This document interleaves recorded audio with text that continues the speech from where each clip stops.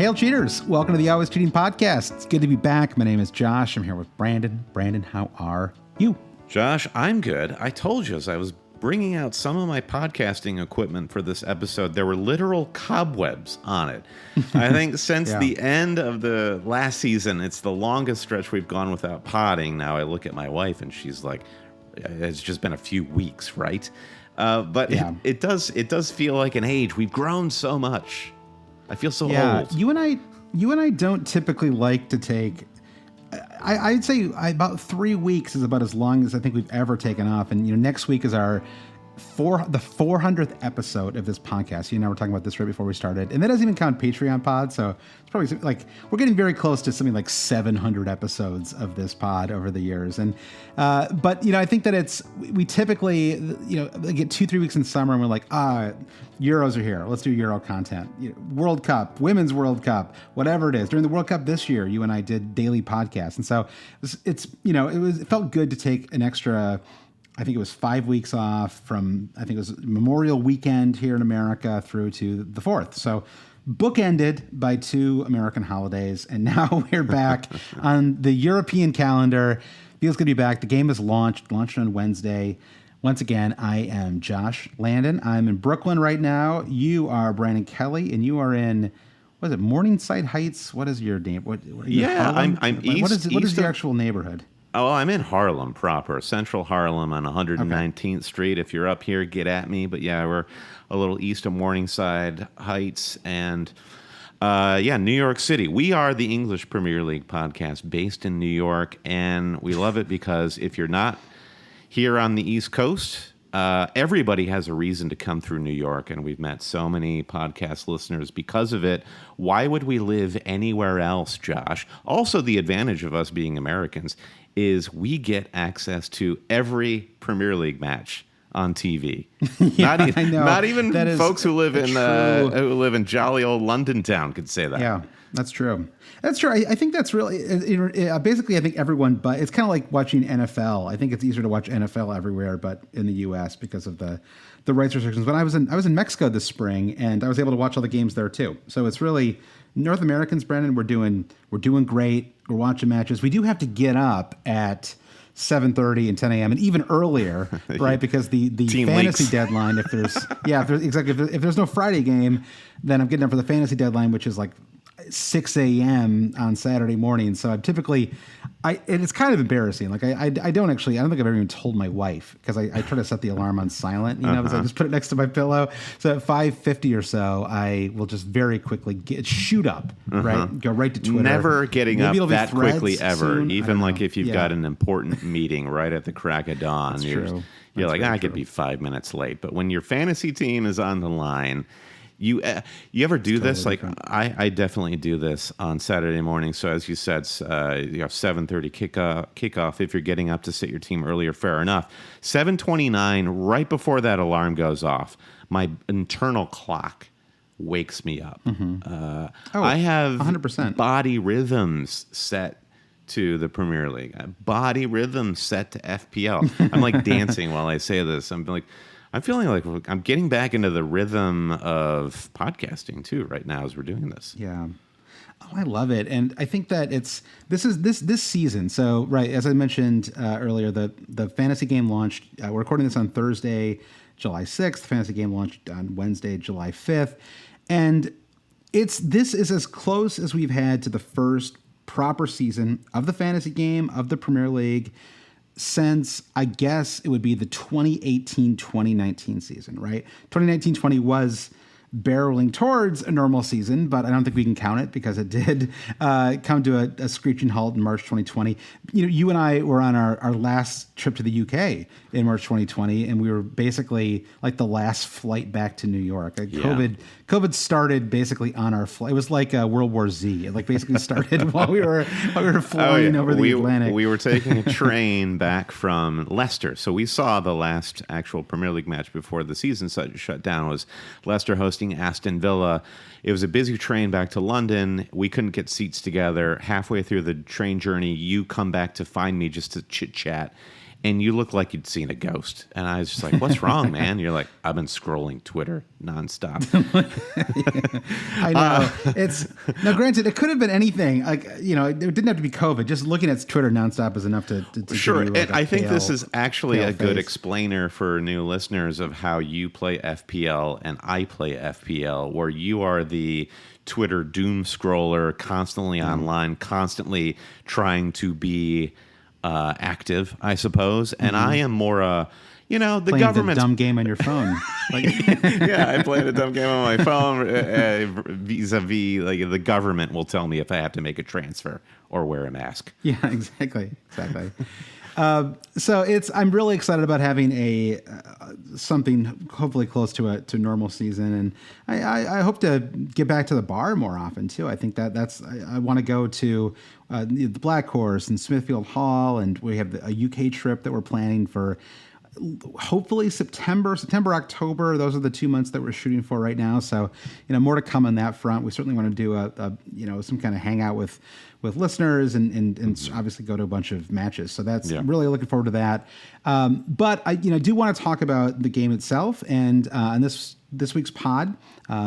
Is it this week's? I mean, we're recording on Thursday. We're probably going to do one early next week too. It's typically the Always Cheating podcast will get recorded on a Sunday and it'll come out Monday morning. You should have it in your inbox as you, whether you're in the UK or the US, you should have it in your inbox or anywhere else in the world in your inbox as you're driving your kids to school. Exactly. As the barista's misspelling your name on your coffee cup, you're listening to the Always Cheating podcast on Monday mornings. That's how it works. That's the promise. But it's a little chaotic when the game launches at midweek, and we're obviously we've got summer vacation, all that stuff. So I'm excited though. I feel like I was talking to you about that before the pod started. I feel like it feels like mid-season already. There's something about I'm very I feel very engaged. I think the last couple of years there was just a lot going on in the world, quite frankly. But if I can be quite frank with you, Brandon, everything's totally normal now. Yeah, exactly.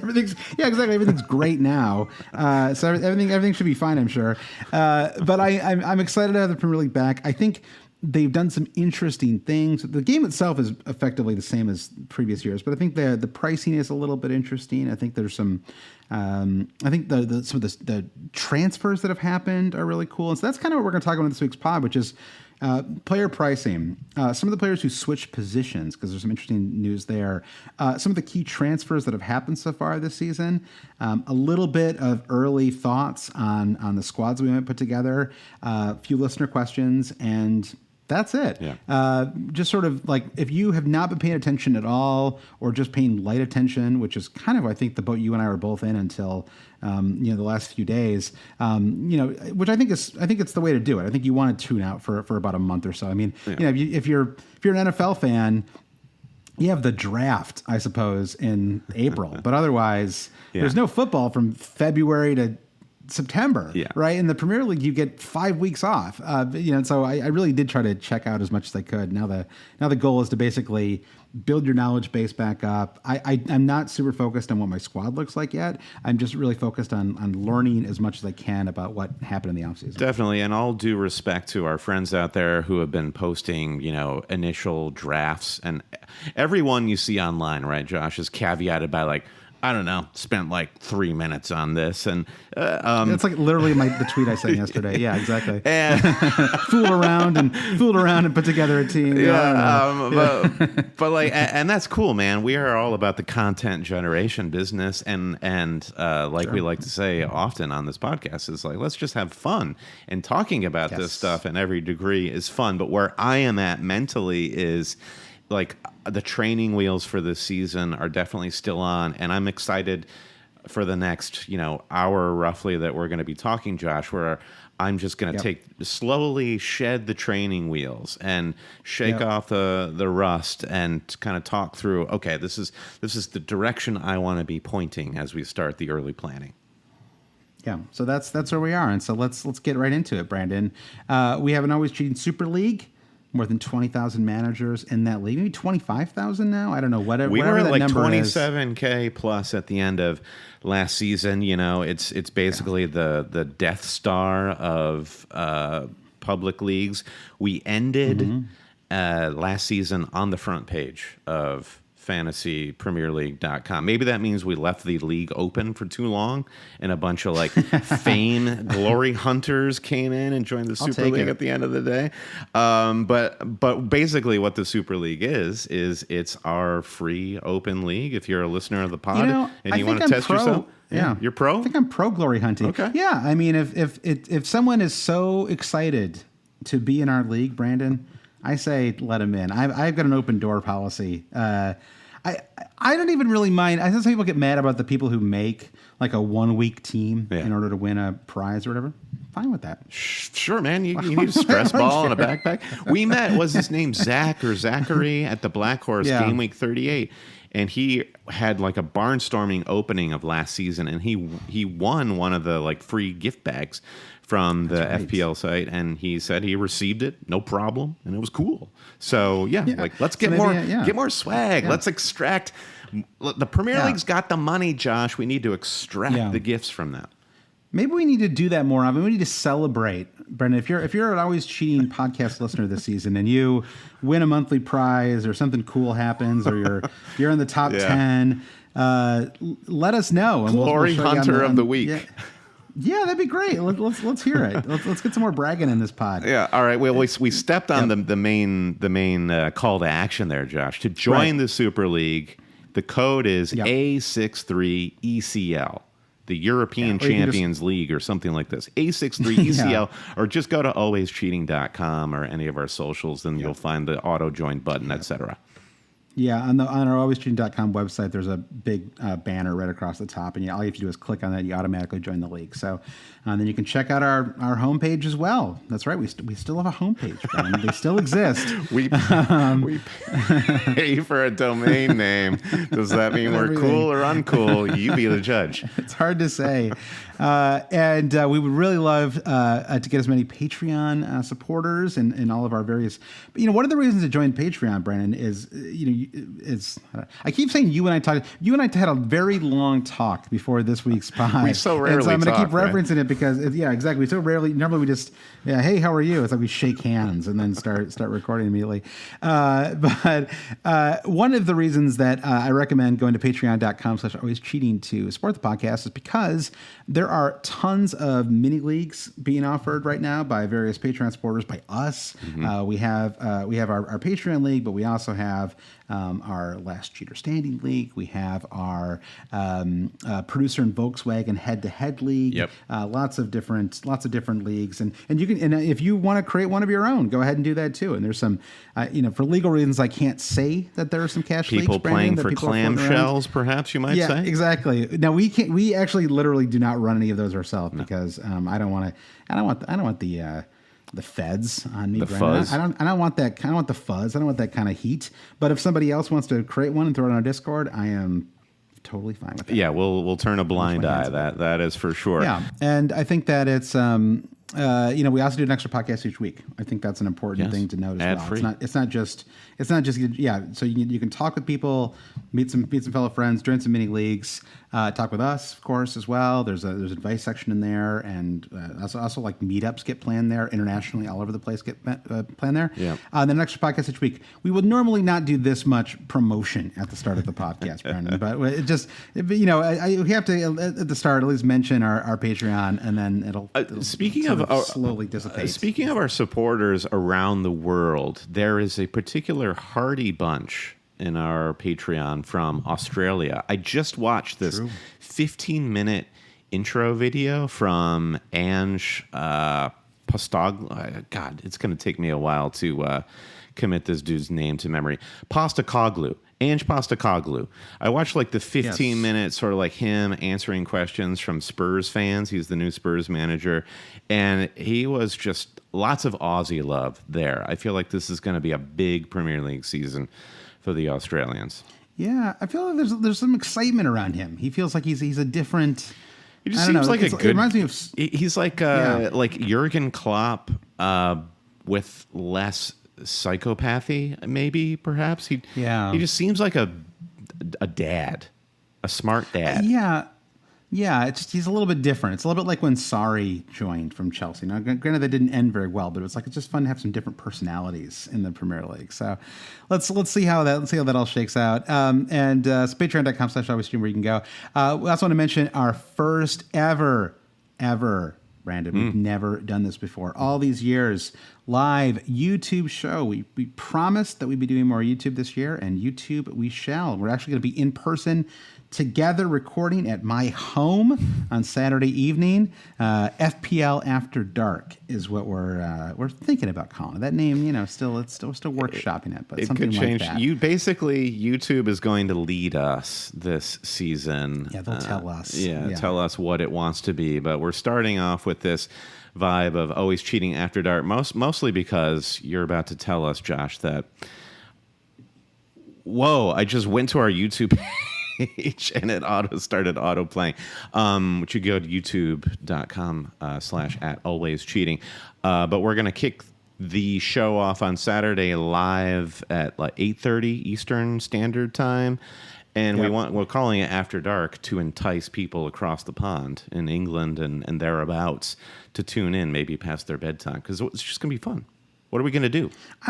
Feels like half the people I know in the European FPL community are night owls. I feel like they're constantly awake at 1:30 or 2. So they, hopefully they can join us. And we have a fun game that we're going to be playing as well, Brendan. It involves some cards, and I'll say no more. I'll just tease Magic the Gathering, perhaps. No Magic the Gathering.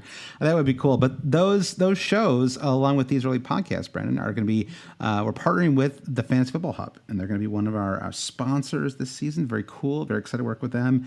We really love the entire team over there. I really respect all the folks who run it and also who offer content on that site. It's really, it starts with Ben Crellin, of course, who's maybe the most well-known and highly regarded name in the fantasy community, and he's doing weekly content for them. And there's a number of other voices there as well. And if you go to fantasyfootballhub.co.uk/always, you can get 50% off any membership at any tier. You'll see a bunch of membership tier options, and so you get half off if you go to the Hub website /always. That's where you can get that discount code. A bunch of cool features this year, in addition to all the articles and videos and things like that. Win your mini league or get your money back. I'm going to take advantage of that. I've been waiting. I know, I'm excited. How many seasons to win the our private league? You need that one. You need that one. Yeah, man. Some T's and C's apply on that one, Brendan. So I feel like you can't do it anymore. I think now you're technically off the. Dang it! You're off the. Okay. Yeah, get your team rated for free by AI. I feel like we need to have. I was going to say we need to have Will or somebody from Hub come on, but maybe we actually need an AI robot to come on. We've met Will at the Hub. We've met Will, and I'm not sure that he isn't AI. The guy is just. That's true. He's so on message, on point, smart, and delivers every time. I'm just like, dude. I feel like that's not a compliment, even though you're trying to twist into one. But he's very. We love you, Will. Very professional. Yeah, and expert team reveals, and the thing that I really love on their site is access to really clean and easy to read Opta data, which is what I'm often doing when I'm trying to make decisions for my fantasy team. This is my thing. Just quickly on the Hub, you said easy to read. The reason I really gravitate toward the Hub is because of just that. Like, you get a lot of kit talk at the start of the season, which can be highly subjective. I like this kit. I don't like this kit. But when I go to the Hub, I feel like it's very aesthetically pleasing. It's very clean, easy to navigate. And that especially comes down to their fixture ticker, which we put in the running order here. Josh, we're going to talk about fixtures in a moment. So take us to wherever we're going next. Yeah, I think that's right. I mean, and I said, it's sort of you get right into it, which is what I'm often. If I'm going to a fantasy football content website, I want to get right into it, right? Yeah. I'm listening to a podcast like ours. I don't mind a little meandering, right? I might be taking the dog for a walk, but with content, it's nice when it's nice and clean and easy. So I think we should take our first quick mini break here, Brandon. Have a clean start. We're going to get back. We're going to talk about player prices, positional changes, all that stuff. So let's take a break. We'll come right back.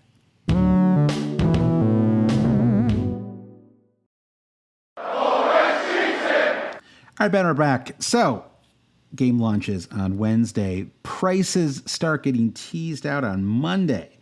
More prices come out on the 4th of July. right in the middle. I'm eating my strawberries and cream, watching Wimbledon, getting my prices, and I was getting emailed prices. You really are an prices Anglophile, aren't you, Josh? I truly am. I have been to Wimbledon. It was a great experience. I queued up and everything. I have a sticker that said I queued, and it was something like it was very British because the sticker is like two tournaments without rain since 1911 or something like that. What's going on with Andy Murray? Did Andy Murray say he loves FPL or something? I saw him making the rounds on FPL Twitter the other day. I didn't see that. Although he's up 2-1 as of this evening over Sissipas. So let's see what happens tomorrow, Brandon. Greek FPL watches with bated breath. Yeah, exactly. So they roll out a bunch of prices. I responded with a little bit of anxiety because the first batch of prices, I was like, oh my goodness, Bruno Fernandes, 8.5 million. A lot of 4 million options that are viable. A lot of just in general, I thought everything was a little lower than I was expecting. Almost across the board, I would say almost everybody was 0.5 million or so lower than I may have anticipated, and I don't necessarily see that as a problem. I personally, I would have preferred higher prices across the board because I think it forces you into some tougher decisions in terms of maybe I need to find a Luton Town 4.5 million midfielder that I have to play sometimes, or I have to, which some people want, and other people just want to have kind of all top six, or I feel like top six doesn't really, you can't say that anymore, right? Top seven, whatever it is. Top half of the table, maybe you could say. Yeah, I only want teams that play in Europe or something like that.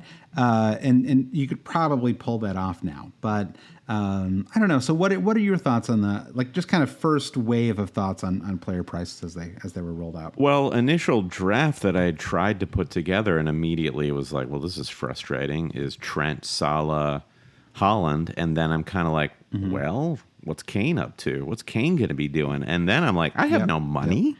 So I'm not as I don't really buy into the argument of the player prices are too wonky and too cheap. I tend to favor a price scheme where people can just get whoever they want. That feels more fun to me. There is obviously like a clear strategic element, and the goal of this podcast is to put people in a place where you can play FPL at a super high level. And to do that, you've got to be getting very marginal players before other people catch on to them. And prices can play into that.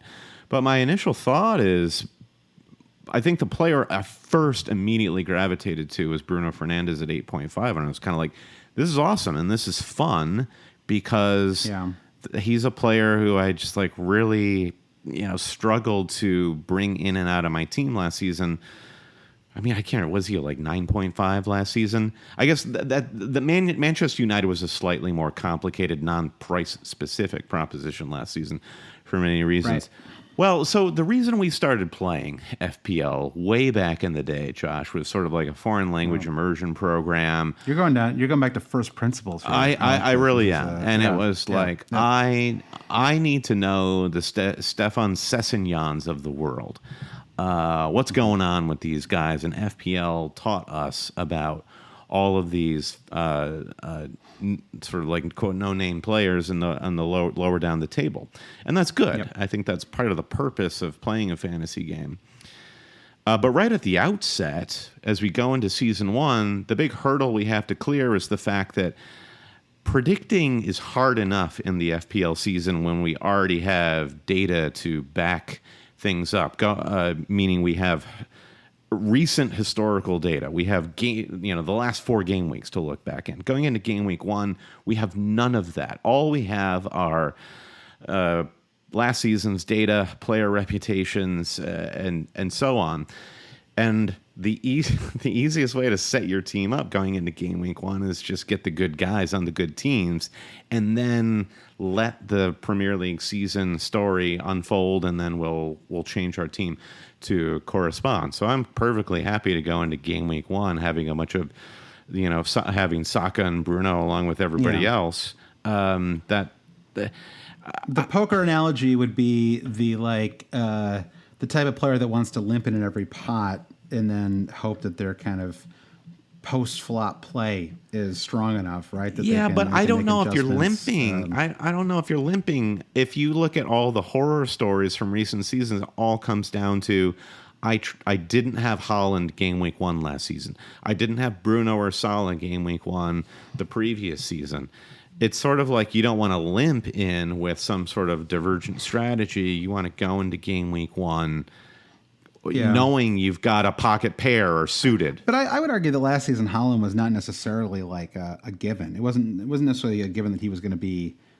There was debate. I think that you and I were on the fence ourselves about whether we were going to have Haaland in game week 1. Sure, and I see that. I see that, and you could argue that the people who had Haaland right out the gate got lucky to a degree, and everyone will just get him game week 2. Yeah, so what's he was so good what's the big deal? Yeah. But would you not argue though that getting Haaland game week 1 last season was the safer bet?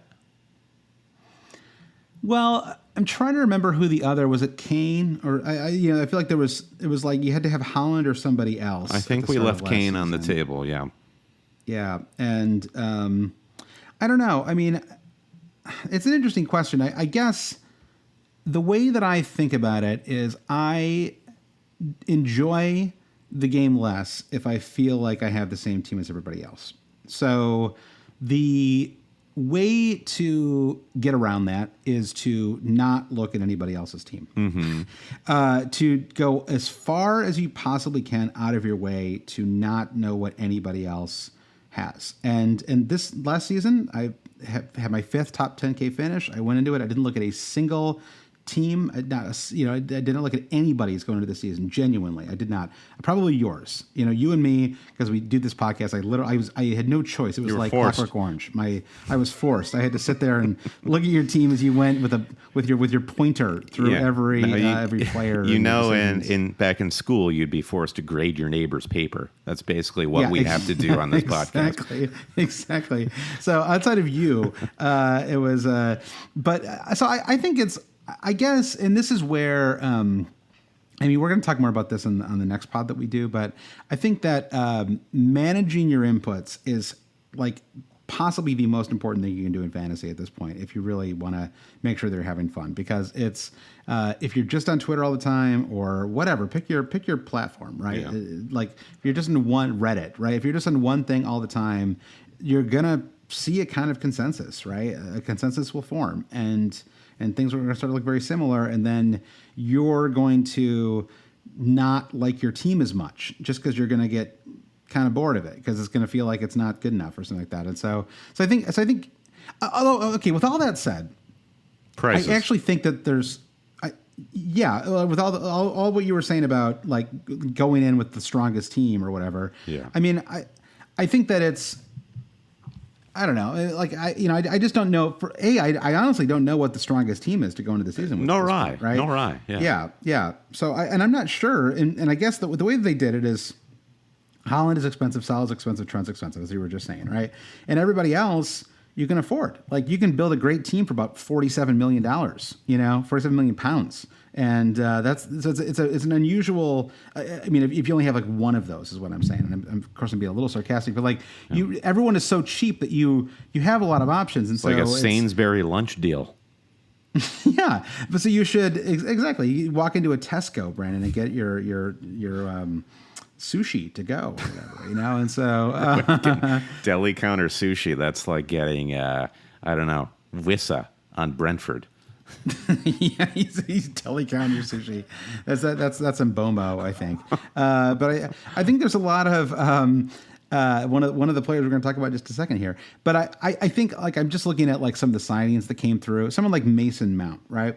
You could make I think you could make an argument to start the season with Mason Mount, and you can make an argument that he's just does not deserve a spot in your squad at all, right? Like I think I could sit here on this pod, and if you force me to take a position, I could sit here and argue it one way or the other, right? Like very, happily, and so I think that there's a lot of players like that, and I don't want to get too in the weeds right now comparing player A to player B. I don't think that's useful this early in the season because I feel like if you start thinking that specifically and those kind of binaries, like it's like you don't want your team to feel anywhere close to complete right now, right? It's like I just want to consider a pool of 25 midfielders, realistically 8 or 9 forwards, 10 defenders, right? Like the midfielders is definitely the biggest pool. Maybe 25 is a little high, but 15, let's say. One of the big issues too with the game just launching is everyone now wants to make grand proclamations on players like Mason Mount.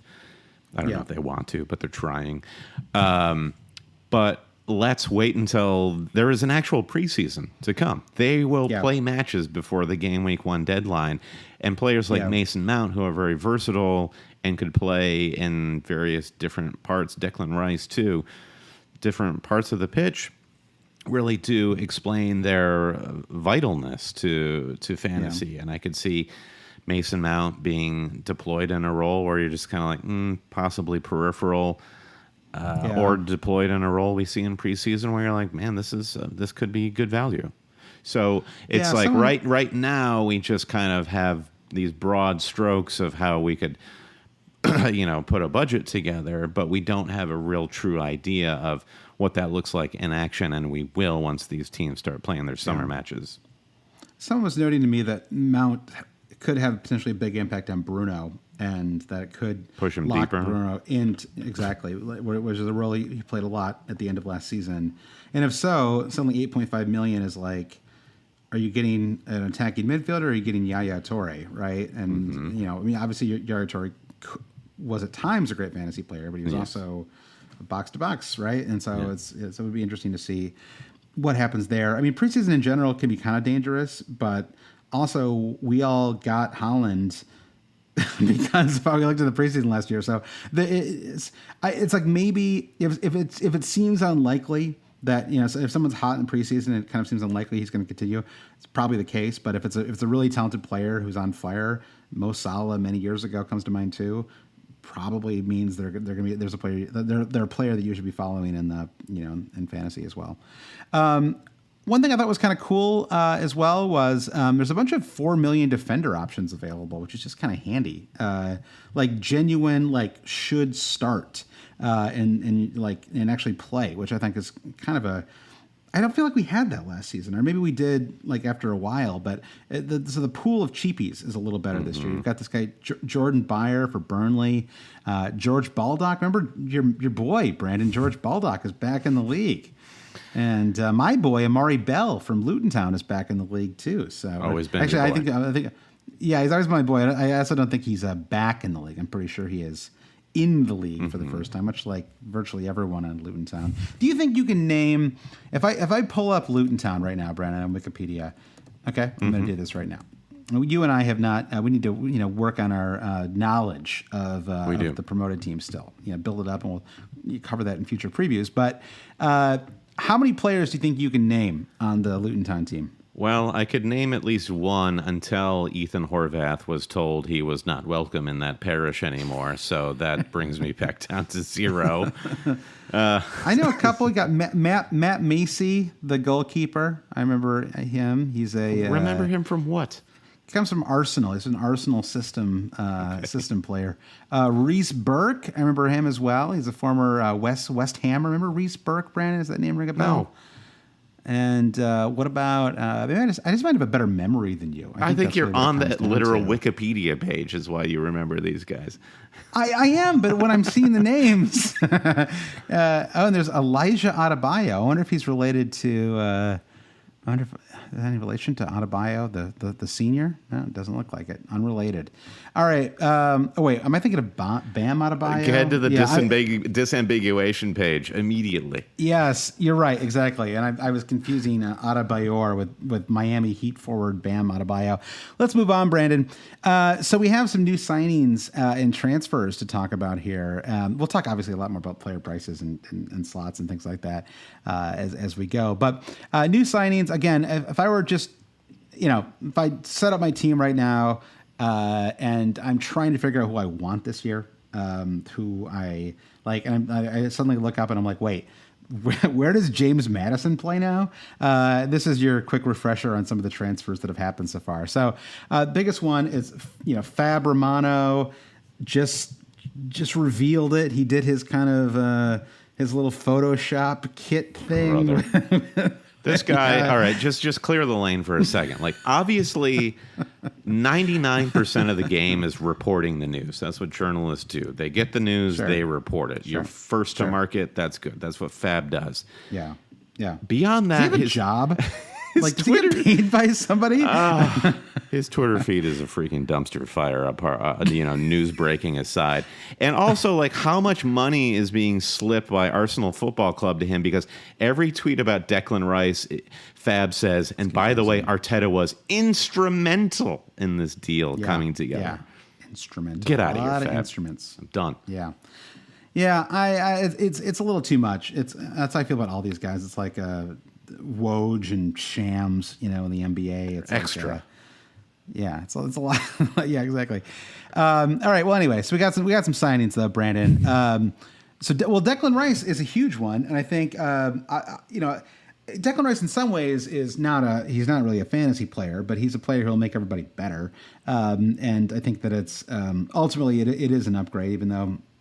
I thought Arsenal were fine in the defensive midfield last season, but I think by the end of the last season they just had way too many injuries, right? They were just kind of banged up, kind of across the defensive middle. Again, there are two different roles he could play. Declan Rice, he could play the Xhaka role, he could play the Thomas Partey role. I think the Xhaka role is actually intriguing from a fantasy point of view. And we're going to talk about Kai Havertz in a moment, too. And there's another sort of like, is he displacing Gabriel Jesus? Is he going to play the Xhaka role? And there's a lot of moving pieces here. I just cannot wait to see them play. But a player like Declan Rice, as you say, Josh, just improves everyone from a fantasy point of view. He's going to be he's going to be able to double the workload of a lot of these guys, from protecting the defense to one of his biggest skills, Declan Rice, is progressive passing. So he should take some of the onus off of players like Odegaard, and maybe the attacking players can focus a little bit more on movement. And very excited to see how this one plays out. And, I'm the guy, when I need a new thing, I go to Google and my first word is best. I'm just like, best fill in the blank, best lawnmower, best dehumidifier. You need to read more books, something. Best book, best seller. You're like, oh, this is Bible. I'm just. So sometimes you just gotta pay a little extra money, and certainly they overpaid for Declan Rice, but they're trying to do big things at Arsenal. Overpay. Center backs and defensive midfielders always look like overpays, and then they're steals a couple of years down the line. The market for them is. The market is just like, it's so tight, right? There's just like nobody. There's very few options and very few clubs that have the money to pay for them. So, and he stuck around long enough to win a European Cup for West Ham too. So, congrats. That's kind of cool the way that worked. Yeah, and unlike the big Zabausley moving to Liverpool, Declan Rice is already Premier League vetted. He's done it in the big league, in the big time. Yeah, and before we get to him too, let's talk about Kai, because that's the other big sign. The rumor, so Kai also was reclassified as a midfielder. He was classified as a forward in fantasy last season. The assumption is, although he hasn't necessarily come right out and said it, Arteta, but the assumption is that he'll play in that Xhaka role. So they basically have completely redone their central midfield in the offseason, which is pretty bold, right? It's kind of a gamble. It's been $175 million to remake the heart of your kind of engine room, or whatever you want to call it, right? It's a big change. So Havertz is an interesting player, obviously super talented. I said this on Twitter I think last week, but I'm like a little fantasy poisoned with him, where it's like he's not a fun player to own in fantasy. He never has been. Feels like extremely wasteful. He was fun to own in fantasy Bundesliga, going back to our COVID discussion. Bayer Leverkusen, he was. So, I got a brace from him in my fantasy team once. So, I think he was. So it's just a weird situation, because he scored the game-winning goal in a Champions League final for Chelsea, right? But he also led the line in a pretty mediocre way, to be quite honest, on that kind of dumpster fire Chelsea team last season. Does he deserve any blame for that? I think he has to be apportioned some, No. right? But not at all. I don't know. I mean, he could have played better.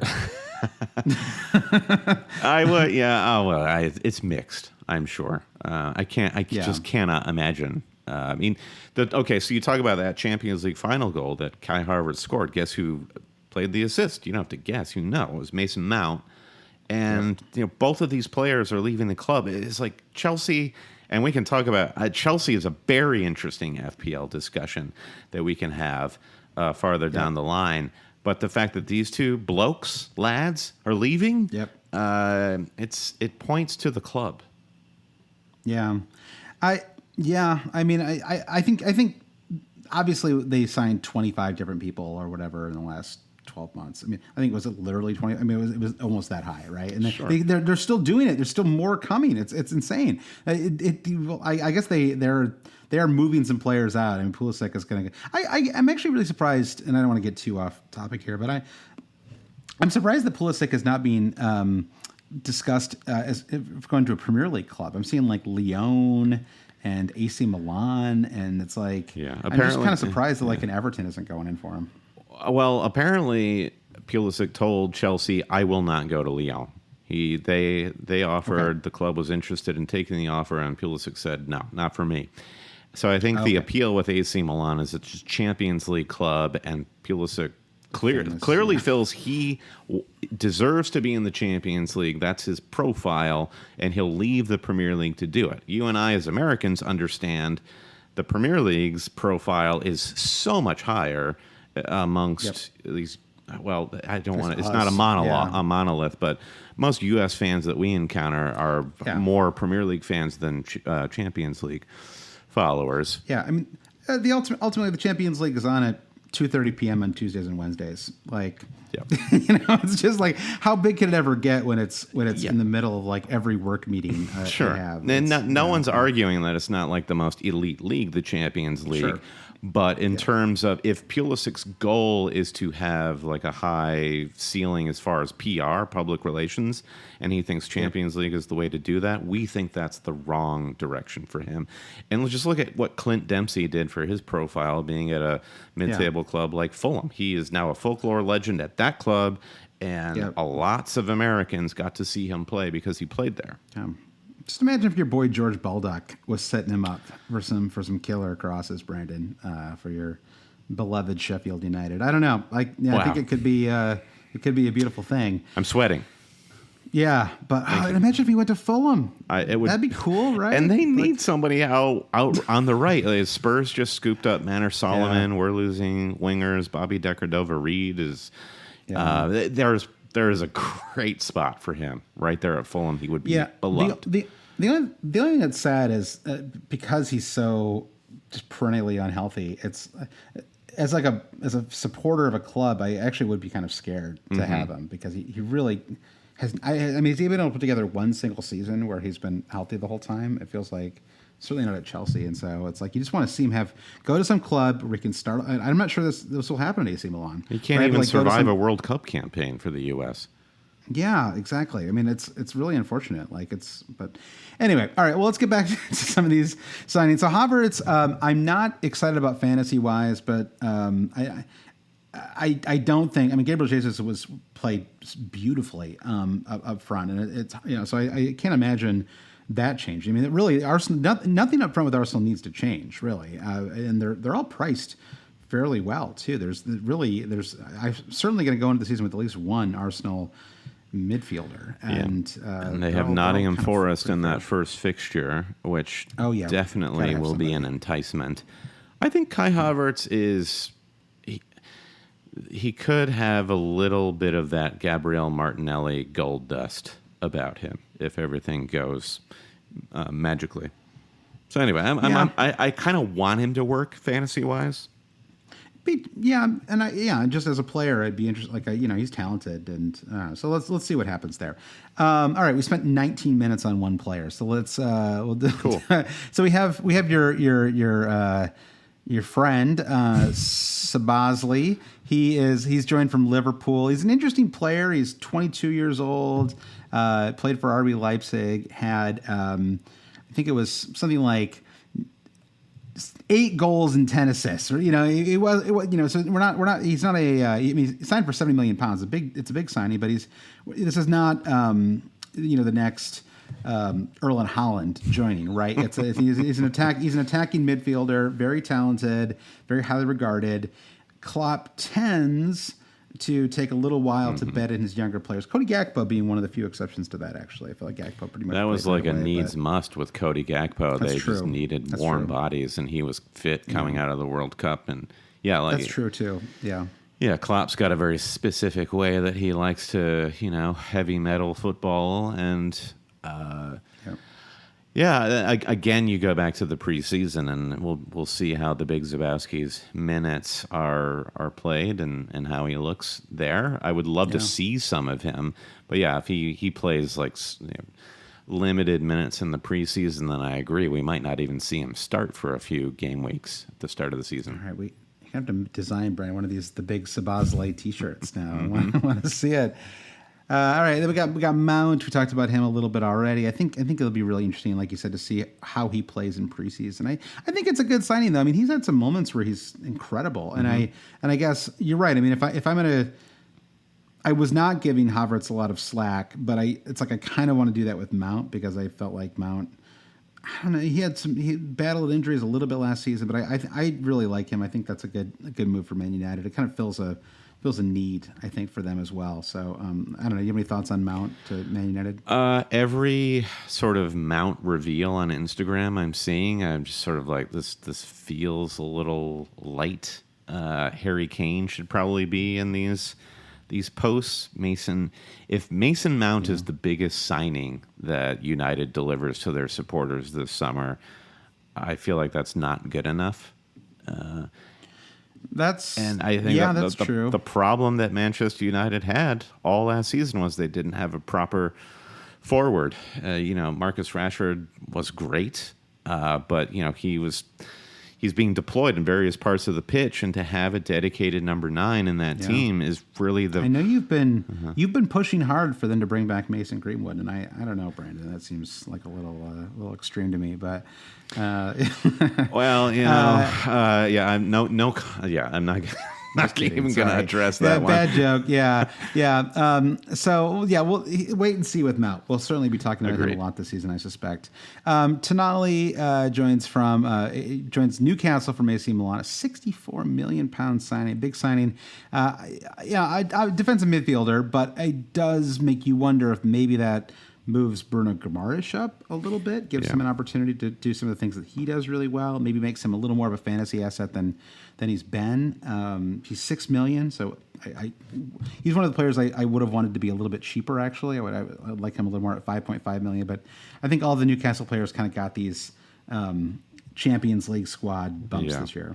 I saw an interesting Tifo IRL video on Tonali mentioning that he is an all-action midfielder, and he has been touted as in Italy as the next Pirlo, but he lacks dramatically in passing versatility the way Pirlo did. And what Tonali does better is just being an athlete. So it supports your theory that Bruno Guimaraes may benefit from a fantasy perspective by him basically just running around, trying to break up play at the with opposing position, and Bruno can maybe play a little bit farther forward. But as far as a fantasy option, Tonali's outlook not great. Okay, well, which most defensive outside of the like very rare. Who's our friend from West Ham? Souček? Yeah, exactly. Outside of the occasional Souček moment, I think in general, good rule of thumb in fantasy is try to avoid the expensive keepers and defensive midfielders. That was the two rules of thumb. Yes. And Cuckoo, another Chelsea signing. This one, I think they actually signed this like a year ago, and then he played one more year at Leipzig before he joined. But because he's why not a player not? that I remember. Yeah, exactly. Another player that of course, we've seen him in the Champions League. Another player that I had during that brief spell where we did Fantasy Bundesliga. I had him in my squad. He's a fun player. He's really talented. I think people are really going to like him. I think they're going to like watching him play. I don't really know. I think in general, Chelsea's such a question mark in terms of how they're going to set things up. And I'm excited to have Pochettino back. I really like Pochettino. I know that it didn't really work out for him at PSG, but I just like him as a person. Like, I don't know. I'm a fan. I'm a fan of Poch. So I'm excited to see if he can go there and make it work. It feels like he's got the right personality for it. He's not really he's not easily ruffled, you know. Sure. It feels like maybe that's what you need at a squad like that. Yeah, it's like what we were saying about Postecoglou going to Spurs. This could be the season of just like cool managers as opposed to incredibly toxic managers. So I welcome this. Keep Mourinho in Rome, and we'll have give us the chill guys.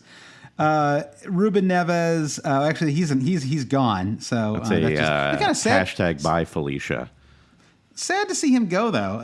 I like Ruben Neves. Like, he's a fun player, but He's good for one thing, Josh, and that is wiping out your fantasy clean sheet with a ridiculous 30-yard bazooka. Screamer. That's very true. Yeah, Galazzo. That's what he's good for. And then we'll end with a couple attacking midfielders. James Maddison joins Spurs from Leicester. It has taken Spurs basically 5 years to have a player who can do what Christian Eriksen did for that team. I don't know. The Spurs fans can agree or disagree here, but it feels to me like this is something they've really needed, was like more of a playmaker. And I don't know. I mean, Madison, he did some pretty good things for Leicester. I mean, they won an FA Cup and they were competitive, and he could be kind of frustrating. But part of that was that the squad wasn't always, he was almost always the best player on the, I don't know. I mean, you can make it argument for Tielemans at times as well, but he was kind of there. Yeah, by the time he was there, Vardy was kind of at the the end of his kind of run as well. So I don't know. I mean, what do you think about the Madison signing for Spurs? I agree. I think it's great. I do wonder if Spurs have been trying to be a little too continental over the last 5 years. Just like, okay, like who this midfielder you think is going to work because they played in Europe. Yeah.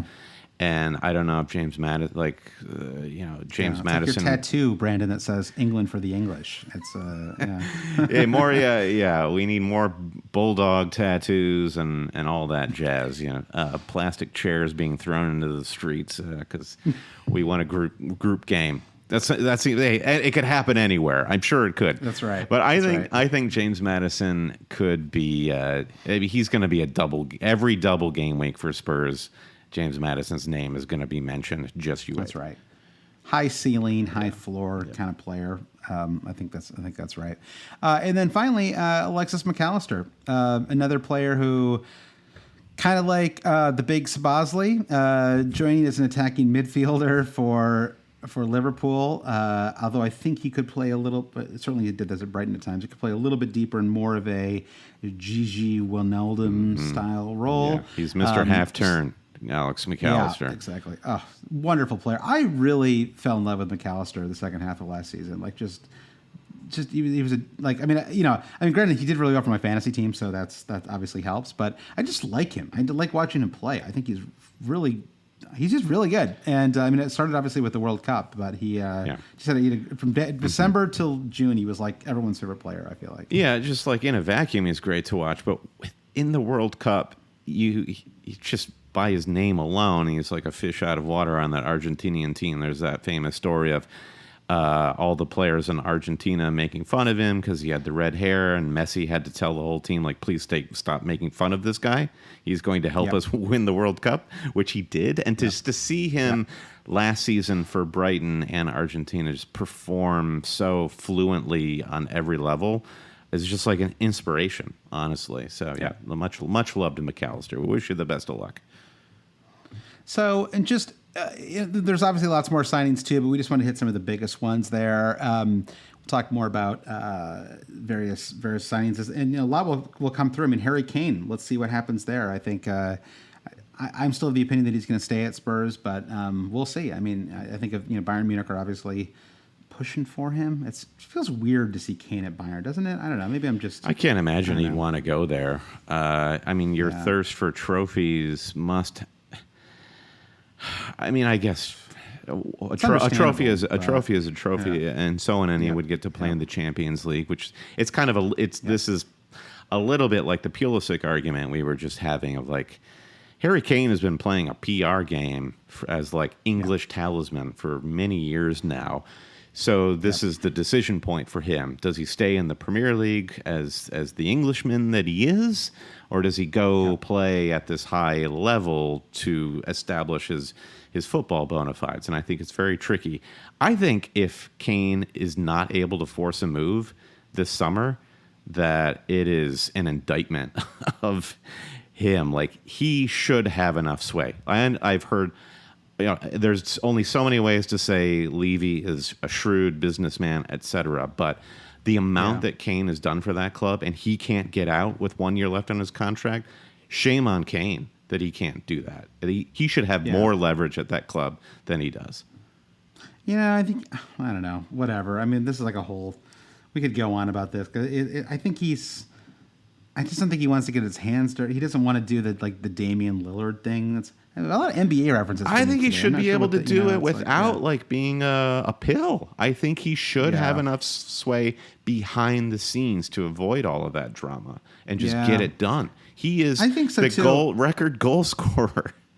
Yeah, I think that's right. I mean, you have the Robin Van Persie, these things that does happen. Talismanic forwards do leave, right? This is not and they have Richarlison, they have Son, they've got Madison out. It would not, along with many other good players, it would not devastate the squad. So he's leaving this season or next season, and Spurs are not finishing in the Champions League this season. So what's the goal? What's the aim here? It's strictly to punish Kane. I mean, they could finish in the Champions League this season, I suppose. I don't know.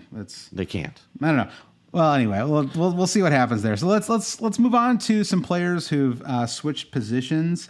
We did talk about Kai Havertz already. He was a forward last year. He's classified as a midfielder this year. Brian Bomo was a forward last year, now a midfielder. What's this all about? He's going to be playing forward with Ivan Toney out. I guess maybe. Well, I mean, you have Wissa, who is he's now a forward. So is the idea that Wissa is going? I don't know. Okay, and Bomo is kind of the wide Salah player, striker. And Wissa is the number 9. All right. Yeah, I actually haven't seen Brandon, you know how I love to follow Brentford transfer news, but so far I have not. I'm not seeing anybody with 0 points next to their name. What's Fab? What's Fab doing? There's no here we goes at the G-Tech? Yeah, I want to go. Should we try to go see a Brentford game this fall? I think that'd be fun. Yeah. Let's do it. I'd be like rooting for the manager if I went there. I'm such a huge fan. Just wearing a suit, a full kit wanker style. Exactly. You've got and then Kanos was a defender last year. Now he's a midfielder for I think he went back. I think he was a midfielder 2 years. He's one of the classic. Because it's actually funny because the same thing with Matt Ritchie has moved again. Okay, Matt Ritchie got his annual move. Does Matt Ritchie's uncle run FPL? Because this guy's at the forefront of all of the news of FPL. Remember, it's 5 seasons ago when FPL did their first price reveals. He was one of the first players of the prices. It was what? Right. What's I feel like he often appears. They have the 4 players at the top of the website. He's often one of the 4. It's it's crazy. What is going People on? love Matt Ritchie. Yeah. So you got Enciso, who was a forward last year, midfielder. Now that does feel appropriate. He's more of a I don't know. I mean, but I like Enciso. He shoots a lot. If you got a little more accurate, it feels like he could be a really fun. And I will give him a little bit of slack. Enciso, I felt like he knew last season he was being given opportunities by the manager, so it was I have to make an impression. And when a player knows they have to make an impression, they're going to shoot a little bit more. And to be fair, he made a very unique and good impression. So all counts to him. He's 5.5 in the fantasy game. And did you think? I thought Matoma was a little underpriced at 6.5. I thought he would have come in at 7. Agreed. Yep. Yeah. Brighton are a question mark for me. I do wonder. if Caicedo leaves, they will be shedding more players, and they're taking on more matches with the Europa League, and I could see their Premier League performances suffering a bit because of that, and could turn out 6.5 is the correct price if that's right. But I think early on they have a nice start: Luton, Wolves, West Ham to start the season. I have 3 Brighton players right now in my squad. I have Estepanian, who I think is 0.5 million too cheap. He's 5 million. To me, Estepanian is. Yeah, I agree. He will be Yeah. he will be template for sure. Yeah, and then Sanchez is only 4.5 still, which I think is for a really high quality keeper who was excellent in many spots last season. It didn't even. No, Steele. I'm sorry, Steele is 4.5. Yeah, no. Sanchez and Steele are both at the same price, but Steele is 4.5. So I understand that Brighton might be looking at another goalkeeper. It could create this whole. I'm with you. Like Steele had a fine season, but that seems to be it's a little risky, I guess. Yeah. Well, more information to come. Yeah, and that's funny that I made that Sanchez Steele. It was Steele that I owned, and so it's funny that I was like, "Oh yeah, Sanchez was great for me last season." The 12 weeks I owned. Yeah, you've been his replacement. Uh-huh. I have been incepted. Lewis Hall, whatever. Now he's a defender. I mean, he looked good at times, but I don't know. Like, will Lewis Hall start? I was talking with our friend Pat Riley out there in Vancouver, and he was a big Lewis Hall supporter, and he seems young and sort of untested, but to like get your minutes at that top level with Chelsea will benefit Lewis Hall. I'm not sure he's going to play enough to warrant a fantasy spot, though. Yeah, I don't know either, but well, maybe he's a year away. I think maybe. Jota is back to being a midfielder. I like that. And then Gakpo is now a forward, and Cody Gakpo as a 7.5 million forward for Liverpool. That is a fair price, Brendan. That is a fair and reasonable price. I think there's at least a version of a team that I could put together that has Cody Gakpo in it at 7.5 million. Agreed. I like Gakpo. Yeah. Team Gak. Yeah. Team Gak. And then I think Jota's a little riskier now that they've kind of brought in a bunch of players. I don't know. He had great moments at the end of last season, though. We talked about Matt Ritchie already. Brennan Johnson is now a midfielder, and then Richarlison is back to a midfielder as well. If Kane leaves, then we have a lot of some strong out of position potential there with Richarlison. Oh, I will have to grit my teeth and bring Richarlison in if Kane does leave. But it's just like hilariousness from FPL that they actually put Richarlison as a forward. Like Harry Kane doesn't come off. How is he ever going? Richarlison ever going to play through the middle? Which is the only reason why FPL ever classes somebody as a forward. So that's how I feel about that. Yeah, it'll be very interesting. I mean, it's what is his price? I should have pulled this up as we were talking here, but let's see. I mean, he scored his first goal in April of last season. It was a horrifying season for the man. 7 million. So yeah, 1 goal, but I mean, he's had double-digit goals 3 times. So I don't know. It's hard to say. Yeah, Gakpo's going to score twice as many goals as Richarlison is this season easily. I smell a bet. I smell a bet on there, Brandon. Let's talk more about this later. All right, Brandon, let's take one last break. We'll get back and answer some listener questions. All right, Brandon, we're back. I have a couple of questions from Patreon supporters and friends of the pod. And once again, if you want to support the podcast, you can go to patreon.com/alwayscheating. Kick things off, Brandon, with one of our long-time friends, Eric Freeman. He asks, which clubs do you think will surprise us this season, and which clubs will disappoint? Let's keep this fantasy focused here. Okay, so which clubs do you think will have some interesting fantasy players? Which ones will be disappointing fantasy players? I guess I was hinting at this before the break that I do think Brighton have the highest potential of disappointing us because they performed at such a high level last season, and now they have the added European commitment. So I'm going into the season cautious with them. Now, Chelsea become the club that I would look to for probably the ones that will surprise us in terms of upside, like positive, because they have so many fantasy darlings from Sterling, and I agree with you, Josh. Like Nkuku is so fun to watch, and if he starts delivering just even meager results at the start of the season, people will be itching to get this guy into their team. Yep. So I think Brighton and Chelsea are two sides of that coin for me. Chelsea, I think are an interesting one. I'm kind of with you. They just need to figure it out. No one did it last year. No one found a version of that squad that was good. But you cannot have this many talented players and not. I mean, you can talk all you want about how PSG don't win the Champions League or whatever, but like they do.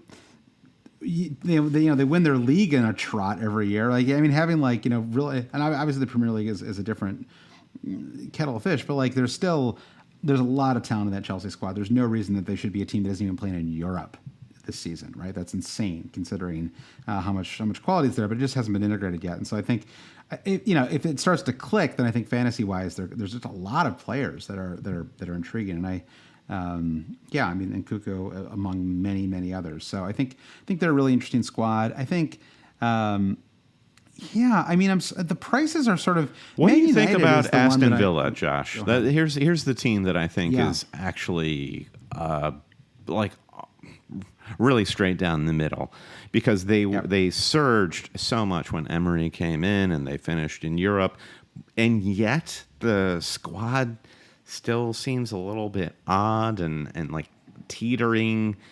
How much are they strengthening? Yuri Tielemans coming in, I think, is a good siding and would solidify the midfield. Do you think you're going to get more from Villa this season, the same or less? Well, in real life, the same or less. In fantasy, I'm kind of impressed. I'm surprised that like Mings and Cash are both 4.5. Mm-hmm. That seems a little low. Like that seems kind of low to me for. They're kind of priced like a bottom half of the table squad, and I don't know. I mean, why is Leon Bailey 5.5 million? That's way too high. Why? It's like. I don't know. I mean, you can already see the problem with this team just looking at them right now. There's 1, 2, 3, 4, 5, 8, 10. I mean, there's 14 players listed right now in the midfield for Villa. It's like who are we going to trust, right? I mean, they did bring in Tielemans, which is a good signing, obviously. But I mean, Tielemans hasn't typically been a great fantasy player. Maybe he makes things a little more stable in the attack. It's kind of like we talked about with Rice and Havertz. Maybe improves the fantasy ceiling of folks around him. Ollie Watkins, I guess, is the one player that we'll watch in terms of his trajectory going into game week 1. I mean, Buendia. Why is Buendia 6 million? How much is Emi Martinez? 5 million. Okay. If he were 4 or 5, he'd be. If you were 4 or 5, Brandon, he would have to be the first 100% owned player. We would all have to own Emi. I know I'm in the bag for Emi Martinez, but at 4 or 5, he would have. I think I would have actually just not fielded a second goalkeeper. I just would have. I would have.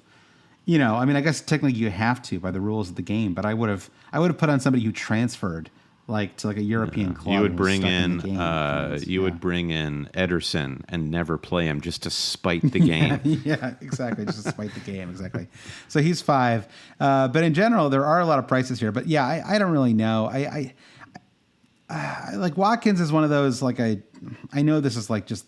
It's a feeling more than reality, but it feels like he's always been like a wrong place, wrong time player for me. I never seem to have him at the right time in fantasy. What about Palace? Once Hodgson came in, things stabilized a lot. We saw a lot of appeal in some of Palace's attacking player. Another place I'd love to go see a match this fall. Yeah, but there is a weekend I'm targeting, Josh. I think it's around October 7th, where we've got Selhurst Park on the menu. Lots of other things happening. We'll see how the days line up. But Selhurst Park all the way. I'm pro Palace. Much love. If you feel like you're wrong place, wrong time with Ollie Watkins, like that's for the entire team of Crystal Palace for me. I can never get any of these Yeah. players at the right time. Yeah. But the potential is there. They've just got so many great players. Eze became such a big fantasy conversation at the end of the season. He's so good. If Zaha is at the top of his game, he's an elite performer, fantasy option. Sam Johnstone in goal is got to be 4.5. And if he's Hodgson's boy, then he'll play. He'll start. I like him. I think he's an interesting starter for goalkeeper. You know, Zaha is not listed right now in the fantasy game, and Is he not, he's not out of contract, is he? No, I don't think so. But he is he's leaning towards a move to Lazio, apparently. Oh, cool, fun. Interesting. Why is all these European, like, when did Italy get like a giant cash infusion that I'm not aware of? Like, some G8 summit there, like, hey, listen, we need to send some of our soccer players over to your country. I remember in recent years, this many players being rumored to. It's like a McKennie was like, I don't know, it's who knows, but. I think that is. Well, we'll see what happens with him there. But yeah, I think. I mean, as he looked awesome. I wish he was 6'5". I wish he was 6. You know, feels a tiny bit high. I'm sort of definitely keeping an eye on that team. And Johnston was great at the end of last year too. He's available for $4.5 million. Brian says, "How many drafts will you make between now and the start of the season?" I'm not a huge tinkerer, I will admit. Like during these long 4 weeks before we wait, I will go very high octane with tinkering a week out probably. But what tends to happen is I go into my team, like 10 days out from the season 1 deadline, game week 1 deadline, and I have a plan of attack. I don't derive great satisfaction with seeing how I can or cannot fit, Ben White into my plans. Yeah, I'm not much of a tinkerer either. I just don't really like to do it because I really don't like the feeling that sometimes you get in the first couple of game weeks where players go off and you're like, oh, I had him in my team. Mm-hmm. Like he was in one of my drafts. And then you end up spending the entire weekend just lamenting the perfect team that you could have had. Mm-hmm. And I feel like the fun for me in preseason is just learning. It's like literally just, it's important to say tinkering is not an indicator of level of engagement. Just because some account shares 1 billion different drafts between now and then doesn't mean they're any more engaged than you are. It just means, I don't even know what it means. Who cares? But, agreed. Yeah, it's a different kind of way to be engaged, And so, I know you're all over these TIFO YouTube. I guess I got to start watching them, Brennan, because whenever you bring them up on this podcast, I'm always like, ooh, that sounds. The TIFO guys are elite in terms of layman's tactical explanations and transfer talk. Okay. All right. Well, I'll have to give them I've listened to the podcast before, so it's a more general interest. I'm happy to give them a little plug on this podcast brand. I'm not much of a tinker either, though. I certainly the final week, I will really rev it up. I would say the Sunday before the season starts is when I really start to take it seriously, and usually it's like as the Community Shield is taking place, that's when I typically I feel like when the season truly begins for me in terms of my own personal squad. Is it because they won the treble? So are they going to play Arsenal in the Community Shield? Is that I actually don't know. I assume that's what's happening there. Yep, it is. Okay, yeah. Do you remember where we watched the Community Shield last summer? Oh, Viva Las Vegas. Very hungover watch, Brandon. I remember it extremely well. I think you drank a milkshake. It was incredible. You were really, that was fun times. Negotiating with the brunch people, we don't want to go into the sports book, but we want to be able to eat brunch and see into the sports book. There was a kind of emotional distance that we wanted. Seabiscuit says, when thinking about your drafts, how much of an influence does ownership percentage have on your thought process? Well, there are two sides to this argument, right? One is the pure strategy argument of high ownership could be highly damaging if I don't have that player. Or there is the argument of why I got to pay attention to that stuff. I just want to do my own thing, and those are both valid. And I think game week 1, I was talking about this a little earlier in terms of player pricing and how I'm just kind of like, hey, let's just go into game week 1 strong. Too bad if it's template. We'll figure it out later. It's like damage limitation going into game week 1. So that might be where I pay some attention to effective ownership or ownership percentage because, game week 1 is so interesting when it comes to that because there are going to be players that just get, for whatever reason, some sort of weird bandwagon, usually a 4.0 defender. And these are players who aren't going to hurt you at all. Like there's no reason that they would. So I guess it's more on the bigger, more premium players where that ownership has the potential to be bad for you. Yeah, although sometimes getting those 4 million players, if they don't play or don't do well, those are like the first players that everybody drops, and that's right. And then it's suddenly you're stuck with a 3.7 million player that you can never get rid of. It's a good point. Player at the start of the season, high ownership means higher proclivity to drop in value and lose you money. Yeah, I would say if I said that I don't pay attention at all, I suppose I'd be lying. But I do.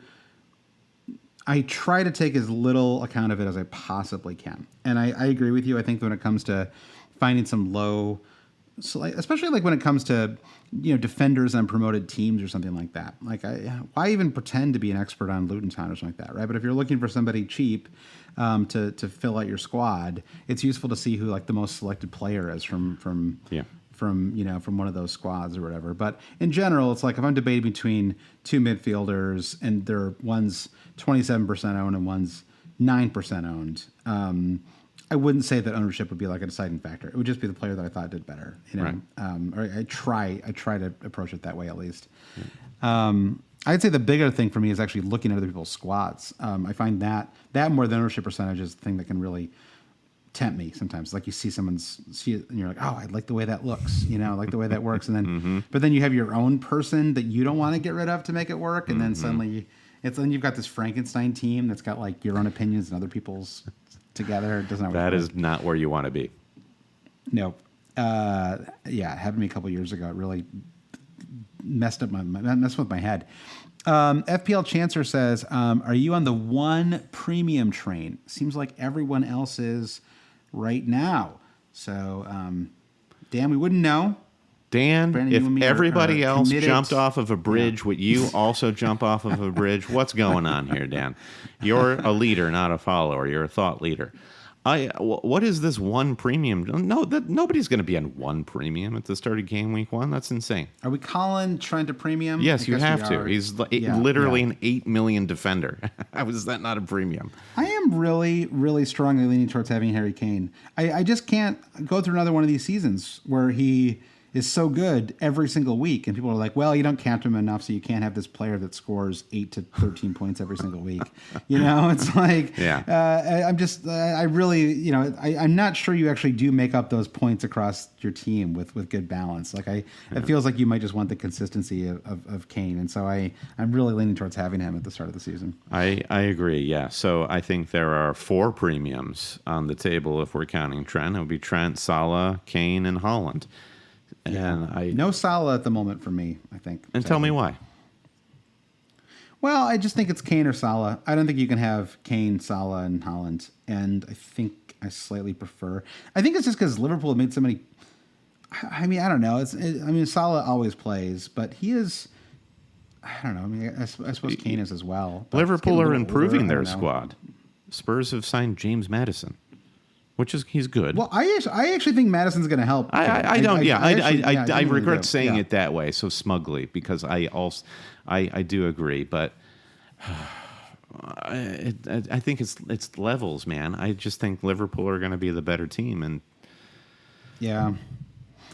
Well, okay. Part of it though is it's like value over replacement player or something like that. It's like can I get right? Like, can I get from Marcus I know you don't necessarily have to have one or the other, but like, can I get from Marcus Rashford what I can get from Salah? Right? I don't know. Versus Kane being replaced by it's like who's the it's a good thought process, totally.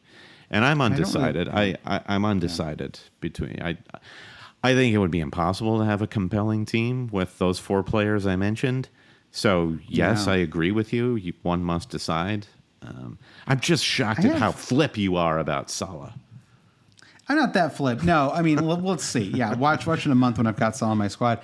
The player that I'm interested in is Virgil van Dijk at $6 million. I think that's a great price for Van Dijk. I mean, finally healthy, played every minute of the second half of last season or whatever, and I don't know. I mean, I think that he's for a player with that kind of goal threat. I mean, assuming that Liverpool. I mean, I guess the question is, is that defense any good? Does the midfield moves that they've made improve? I mean, that to me was the bigger problem. The problem was less the defense. I mean, Trent was a problem. I mean, let's face it. What if you got Virgil van Dijk into your fantasy team and Liverpool literally didn't have a single corner kick the entire season? Would you feel like that was a snake-bitten season? They average I feel like they average 16 corners a half. Like, it's crazy. They get 30 a game. It's ridiculous how many corners that team gets. And I feel like every time you just tune into a Liverpool match, you see Trent or Robbo lining up to take a corner. It's just the Joel Matip show, set piece show. That's exactly what's going on there. Seriously, the skinniest man in the Premier League. All right, final question. This is from Eric, friend of the pod, a great season last year. Different Eric. This is Eric Sibbles. He says, what's a new way to make fantasy fun again this year, Brendan? This is one of the always cheating credos. Okay, we got a handful. Always set your bus team. Copyright always cheating, circa 2017 or whatever. Make fantasy fun again. Circa whatever year that was. And we got others, okay? I don't need to get into them right now. It's not important. What's important is that we find a way to make fantasy fun again this year. Brandon, what's your advice? Could you possibly wear a different hat every game week of the season? Drink a different... You mean strategically?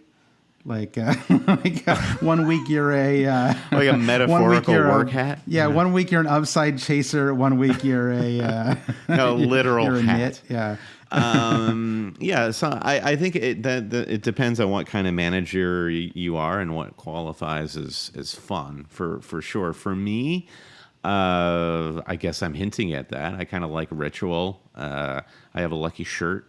And I tend to black out those weekends where I have a terrible game week while wearing my lucky shirt. But that's fun. Could you do so? One thing we do with some of our Patreon supporters is a knockout league where it's just sort of like lowest score is out.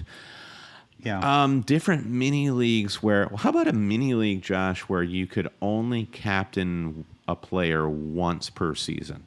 So you'd have to selectively choose what game week you captain Erling Haaland. Yeah. That sort of a thing.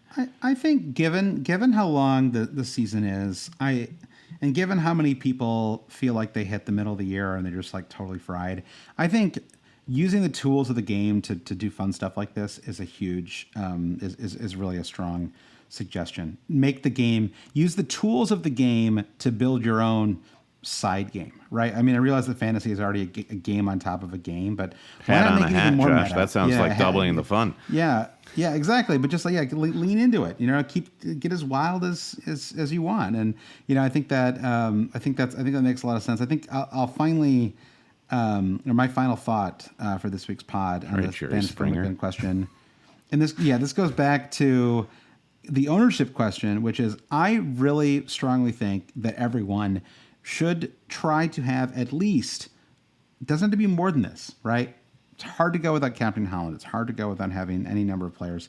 But go into game week 1 with one player who is under 10% ownership, if you can do it, or at least 15% ownership. Go in with somebody who feels like your own special player that you have, right? And I know that ownership on the website can be different than ownership on FPL, Reddit, or Twitter, or whatever, right? But like, go into like with one player that you think, I don't think anyone else is going to have this guy.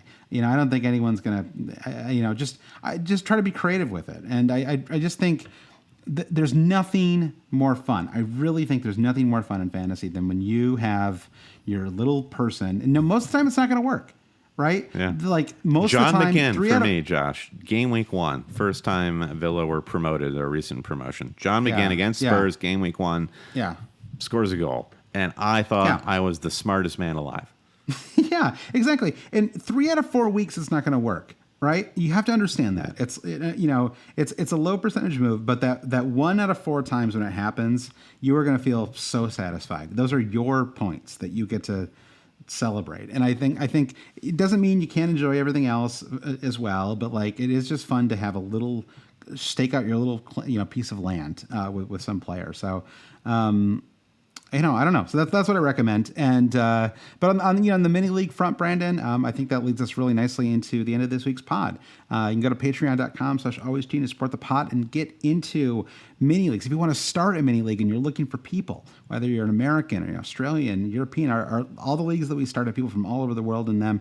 Or you could start a regional one if you want people to go watch the bars. If you live in DC and you want to go find people who live in DC to go see matches at the bar with, and you can do that on various Slack channels that we've set up. Or I said Slack because we were on there for a long time. We're actually on Discord now. Yes. I did. I fooled myself. But anyway, you can go to patreon.com/alwayscheating. Thanks, by the way, for everyone for listening. If this is your first time listening, thanks for tuning in. If you've been listening with us for a long time, I appreciate having you back. And we're fully back now. Our schedule is going to be a little funky for a while just because it's preseason, but we'll be back on that Sunday schedule in a couple weeks.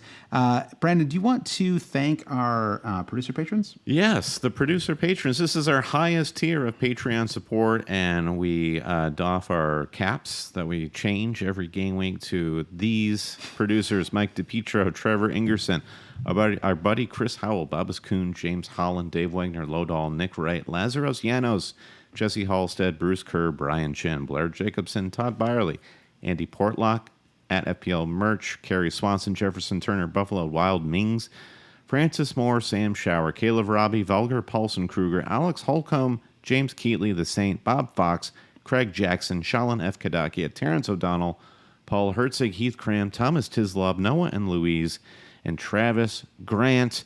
Rate, review, and subscribe. This is a huge help. Maybe Patreon is not your thing. A free, easy thing you can do to help boost us at the start of the season is just give us a quick 5-star review on Spotify. Write a review on iTunes. It's all good, man. And I don't know what people are doing for social media these days, but trust you can find Always Cheating wherever you do your social media. Yeah, we're on Threads now. Hell yeah. So there you go. Find us on Threads. Yeah. Blue Sky? Instagram, are we on Blue Sky? I'm on Blue Sky. I guess I need to. You don't want one of my Blue Sky invites, so I will give it to the pod. I will give it to. I'll gift myself a Blue Sky invite. So you can there we go. There. Yeah, and for all this information and more is alwayscheating.com. That's where you can easily join the Always Cheating Super League. I am ecstatic that we're back on the horse. It's going to be a bumpy road for the next few weeks. But I'm thinking of horses because we just finished reading All the Pretty Horses together, Josh. Cormac McCarthy, R.I. Possible Moments. And I'm now 100 pages into Blood Meridian, which is a very different book. Yeah, let's see if our FPL season hews to Blood Meridian. It often does. Bullet holes like craters. There you go. Yeah. Great. I'll see you next time, Josh. All right, sounds good. Thanks, everyone, for listening. Bye.